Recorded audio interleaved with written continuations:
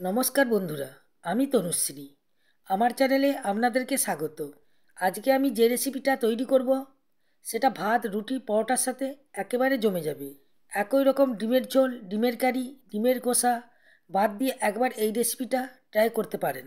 আমি 100% গ্যারান্টি দিয়ে বলছি, এই রেসিপিটা আগে কখনো খাননি। এই রেসিপিটা এতই সুস্বাদু হয় যে এক থালা ভাত নিমিষেই খাওয়া হয়ে যাবে। আবার যদি এটা দিয়ে রুটি খাওয়া হয়, আরও দুটো রুটি বেশি খাবেন। তাহলে এখন রেসিপিটা দেখে নিন। প্রথমে আমি কড়াইয়ে জল বসিয়ে দিয়েছিলাম, তাতে দিয়েছি একটি টমেটো দু টুকরো করে, দিয়ে দিয়েছি 4টা কাঁচা লঙ্কা, আর দিয়েছি 5টা গোটা পেঁয়াজ। এগুলোকে আমি জলে কিছুক্ষণ ফুটিয়ে নিয়েছি। সবজিগুলি সেদ্ধ হয়ে গেলেই জল ছেঁকে এগুলিকে তুলে নিচ্ছি। এগুলিকে কিছুক্ষণ ঠান্ডা করে নিতে হবে। এবার আমি একটা জায়গায় ডিম ফাটিয়ে নিচ্ছি। এখানে আমি 3টে ডিম নিয়েছি। এই রেসিপিটা কম ডিমেই তৈরি হয়ে যায়। আর বন্ধুরা, এই রেসিপিটা খেতে এতই সুস্বাদু হয় যে বাড়ির সবার খুবই ভালো লাগবে। ডিমটাকে গুলিয়ে নিয়েছি। যে জলে সবজি সেদ্ধ করেছিলাম সেই জলেই আমি দিয়ে দিচ্ছি নুন। নুন দিয়ে একটু ভালো করে নেড়ে চেড়ে নিচ্ছি। নাড়াচাড়া হয়ে গেছে। এবার দেখুন জলটা ফুটতে শুরু করবে, তখন আমি ডিমটা দেবো। তাহলে সুন্দরভাবে ডিমটা ফুলে যাবে। ডিমটা যখন সেদ্ধ হয়ে যাবে তখন উপরে সুন্দরভাবে ভেসে উঠবে। এইভাবে আমি কয়েক মিনিট ডিমটাকে সেদ্ধ করে নেব। দেখুন ডিমটা সেদ্ধ হয়ে গেছে, এই জন্য খুব সুন্দর জলের উপর ভেসে উঠেছে। এইবার আমি ছানতায় করে ডিমটাকে জল ছেঁকে তুলে নিচ্ছি। বন্ধুরা, ডিমের এই রেসিপিটা একবারে নতুনত্ব, আপনারা বাড়িতে অবশ্যই একবার ট্রাই করবেন। সব ডিমটাকেই জল ছেঁকে একটা প্লেটের মধ্যে তুলে নিয়েছি। এবার একটা কড়াই বসিয়েছি। কড়াইয়ের মধ্যে দিয়ে দিচ্ছি সাদা তেল। তেলটা গরম হয়ে গেলেই দিয়ে দেবো আলু। আলুটাকে আমি আগে থেকেই ছোট ছোট করে কেটে রেখেছিলাম। আলুটাকে আমি কিছুক্ষণ নেড়েচেড়ে ভেজে নেব। আলুটা হালকা ভাজা হয়ে গেলেই দিয়ে দিচ্ছি নুন।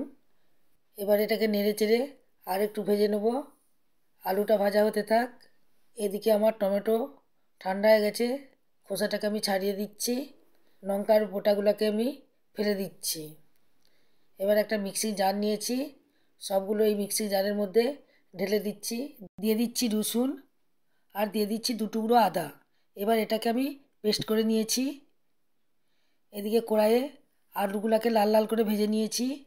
আলুগুলো ভাজা হয়ে গেছে, এবার এটাকে উঠিয়ে রাখবো। কড়াইয়ের মধ্যে তেল দিয়ে দিয়েছি। ফোড়নে দিয়ে দিচ্ছি গোটা জিরে। জিরেটা একটু ভাজা হয়ে গেছে। যে মশলাটা পেস্ট করে রেখেছিলাম সেটা এখানে দিয়ে দিচ্ছি। আর মিক্সিং জারটা ধুয়ে একটু জল দিয়ে দিচ্ছি। দিয়ে এটাকে নেড়েচেড়ে একটু কষিয়ে নিচ্ছি। যেহেতু এটা পেস্ট করা মশলা, তাই বেশ কিছুক্ষণ সময় নিয়ে এটাকে কষাতে হবে, যতক্ষণ না এর কাঁচা গন্ধটা চলে যাচ্ছে।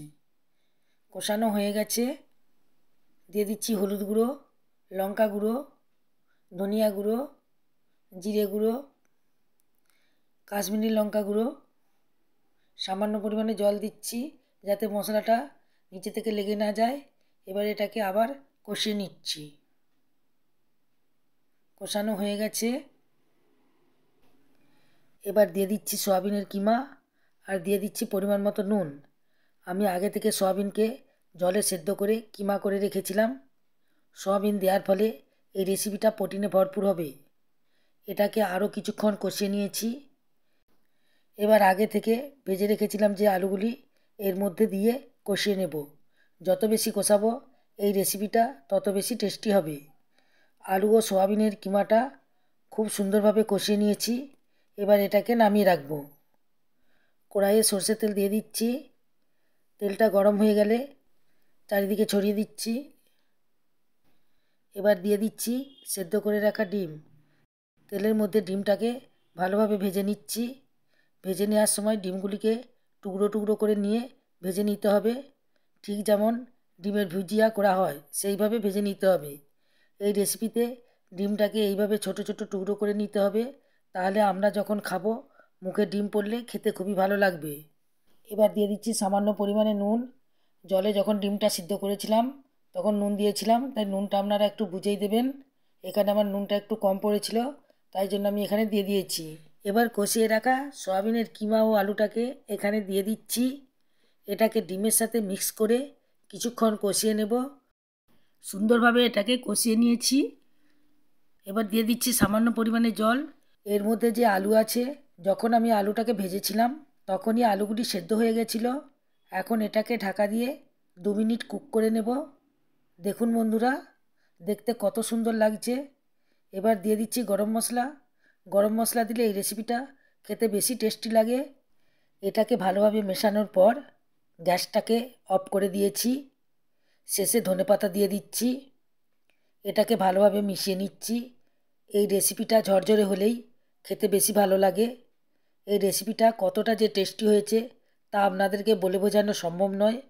ভাত হোক, রুটি হোক বা পরোটাই হোক না কেন, সবার সাথেই এই রেসিপিটা পুরোপুরি জমে যাবে। সবাই চেটেপুটে খেয়ে ফেলবে। আশা করি আজকের রেসিপি আপনাদেরকে ভালো লেগেছে। তাহলে লাইক করতে ভুলবেন না।